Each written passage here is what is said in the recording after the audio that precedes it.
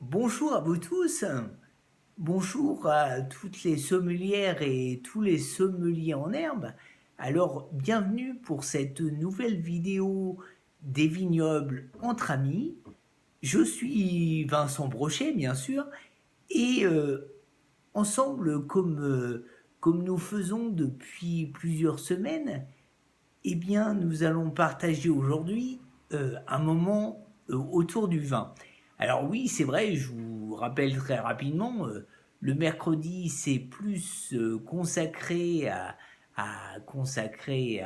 la vigne, alors que le vendredi, nous parlons plus facilement du vin.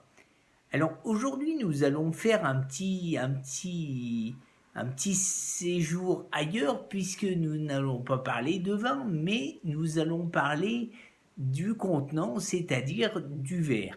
Oui, je voulais vous parler du verre aujourd'hui parce que, comme vous avez tous vu, le verre est constitué de plusieurs parties, sauf pour les verres un peu plus simples. Alors aujourd'hui, je voulais vous parler plus précisément du pied du verre. Pourquoi on a fait un pied au verre? Alors, euh, il y a plusieurs raisons. La première raison, je vais prendre un verre qui est à côté de moi. Voilà. Donc, comme je vous disais, il y a plusieurs raisons à ça. La première raison, eh bien, c'est surtout que le verre est un matériau qui conduit la chaleur. Et bien souvent, le verre va prendre la chaleur dans la main de la personne et va la transmettre au vin. Alors, euh, pour, euh, pour éviter, parce que vous savez, certains vins, alors je suis sûr que certaines personnes qui vont regarder cette vidéo, elles vont dire, bah, nous sommes déjà au courant de ce genre de choses, donc nous allons quand même partager. Alors, il y a certains vins qui se servent frais comme les vins blancs, les vins rosés, les vins blancs liquoreux, ce genre de choses, alors que les vins rouges, eux, vont avoir besoin d'être servis à température ambiante, même pour certains vins rouges euh, je ne vais pas dire réchauffé parce que le terme n'est pas juste, mais un peu à température un peu plus élevée, comme certains côtes du Rhône par exemple, qui vont pouvoir être servis à 15 degrés, 16 degrés. Alors, le pied du verre, il est utilisé comme je l'utilise en ce moment, surtout comme je l'utilise là, c'est-à-dire que pour éviter à la chaleur de la main de se transférer au vin, eh bien, on va utiliser le pied pour prendre le verre et pour être un peu plus éloigné du vin.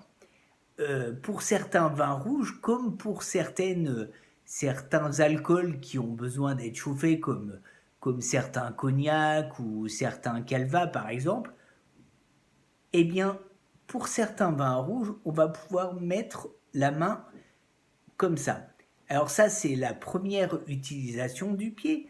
La deuxième utilisation du pied, c'est celle que je fais là. C'est-à-dire que euh, pour, faire, euh, pour faire évoluer votre vin dans votre verre, pour le tourner dans votre verre, eh bien, vous allez pouvoir le tenir par le pied et ainsi le tourner plus facilement pour mieux le sentir. Par exemple. Donc ça, ce sont des utilisations qu'on fera plus dans la dégustation.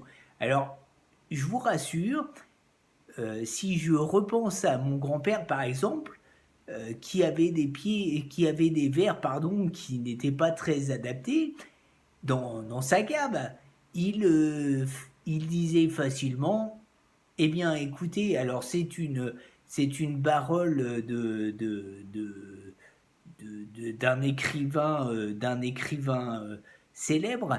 C'est une parole, il disait assez facilement, peu importe le calice pourvu qu'on ait l'ivresse.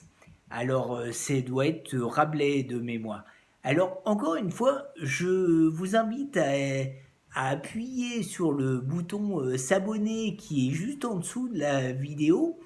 Je vais aussi vous mettre un lien vers, vous savez, depuis plusieurs semaines, je vous propose aussi des box, on pourrait dire des box à dégustation, puisqu'elles sont composées avec plusieurs vins, et je vais vous mettre le lien en dessous. Alors surtout, vous n'hésitez pas aussi à me mettre vos commentaires et vos questions juste en dessous cette vidéo. Alors, eh bien, je vais vous inviter à cet abonnement puisque nous allons nous retrouver mercredi prochain pour la prochaine vidéo, pardon. Et nous ferons, comme toutes les semaines, nous ferons avancer la connaissance de la vigne et du vin, bien sûr. Alors, je vous dis à bientôt et je vous souhaite une très bonne semaine. Et puis, à très bientôt, mercredi prochain, par exemple.